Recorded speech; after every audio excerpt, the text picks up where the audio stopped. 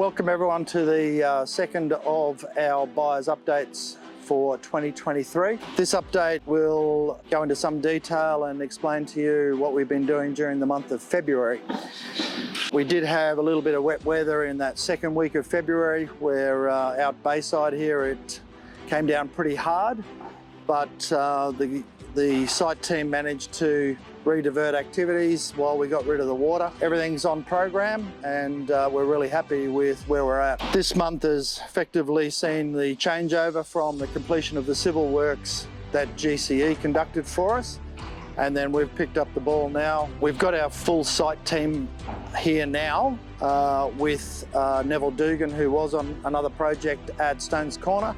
As that's wrapping up, Neville's come here to Manly and he and Adam have grabbed the reins. Nev's got a big emphasis on site safety, so he's done an audit of the site, and we've also put a lot of effort into making sure that we've got a clean site that we can move around, which ties into the safety aspect. So we've had a few comments along those lines, and that's nice to hear that people recognise that it's a very, very organised site. So this section of the site, which is the western end of Cardigan Parade, is where we're keeping storage of all of our reinforcement for our columns. So we've got our formwork, different aspects of Rio bars through here, and then up this side we've got our finished footing with our starter bars that'll pick up the columns. This section here gets dropped into the top of the column, and that's our connection to ground slab. On the left here, that mass of concrete is our footings cage, so that gets dropped into the hole, which is then what we pour the concrete on top of. So that's our column start.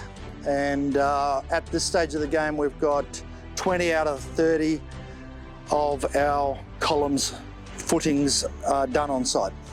So over here, you might remember from our last update that I mentioned our deep planting zone in around the pool area. So since that report, we've poured footings that the structural block work will be formed up of, and that will continue up to and meet the ground slab. Last month we spoke about the drainage in behind the wall.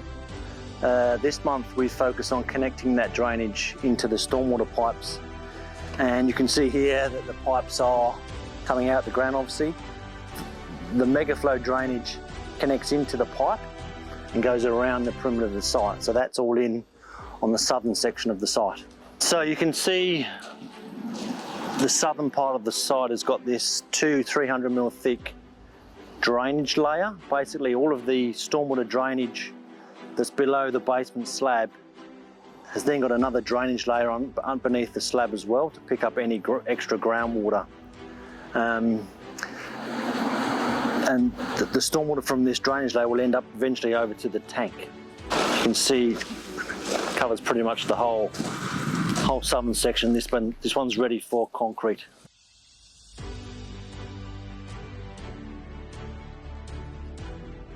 So we're in the process at the moment of digging the stormwater tank for the basement. That's probably half as big as it needs to be at the moment. It's a 10,000 litre tank. All of the basement stormwater drainage is going into here, 10,000 litres, and then that gets pumped to the top of the detention tank where the treatment cells are for the cleaning of the stormwater before it goes out to the road. So this is the temporary detention tank for stormwater, which was used during construction. So if we get any rain event on site, we pump the water from the site into the tank, and then we keep it here until we need to empty the tank for future rain events.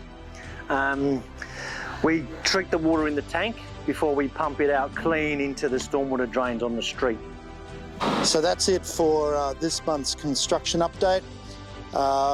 We've had some great feedback from a few of the buyers with regard to the content and the format.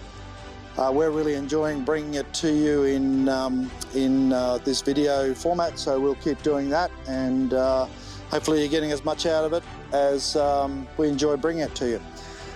Talk to you next month.